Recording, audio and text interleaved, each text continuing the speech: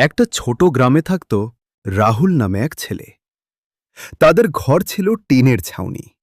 সংসারে অভাব সব সময়। বাবা দিনমজুর, মা লোকের বাড়িতে কাজ করত।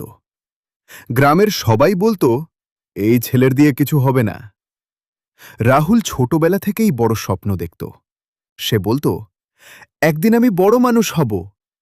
লোকজন হাসত, বন্ধুরা মজা করত, কেউ বিশ্বাস করত না।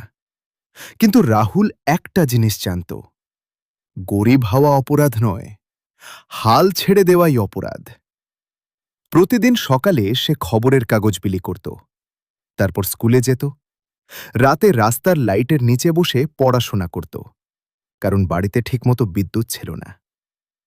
অনেক সময় ক্ষুধার জন্য চোখে জল আসত, কিন্তু সে নিজেকে বলতো, আজ কষ্ট করছি, কাল জিতব। একদিন পরীক্ষার ফল বের হল। পুরো জেলায় প্রথম হল রাহুল। যারা বলতো কিছু হবে না, তারাই এসে বলল, আমরা তো জানতাম তুই একদিন বড় হবি। রাহুল শুধু হেসে দিল। এরপর সে শহরে পড়তে গেল। নতুন সমস্যা শুরু হল। টাকা নেই, থাকার জায়গা নেই, খাওয়ার কষ্ট। অনেকদিন শুধু পানি খেয়ে ঘুমিয়েছে, কিন্তু সে থামেনি। দিনে কাজ, রাতে পড়াশোনা। বন্ধুরা যখন ঘুরতে যেত, সে লাইব্রেরিতে বসত। লোকেরা যখন ঘুমাত, সে স্বপ্নের জন্য জেগে থাকত।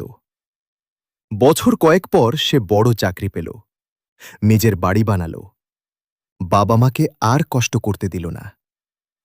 একদিন সেই গ্রামে ফিরে এলো দামি গাড়িতে। যারা একদিন অপমান করেছিল, তারা আজ সম্মান দিয়ে দাঁড়িয়ে রইল।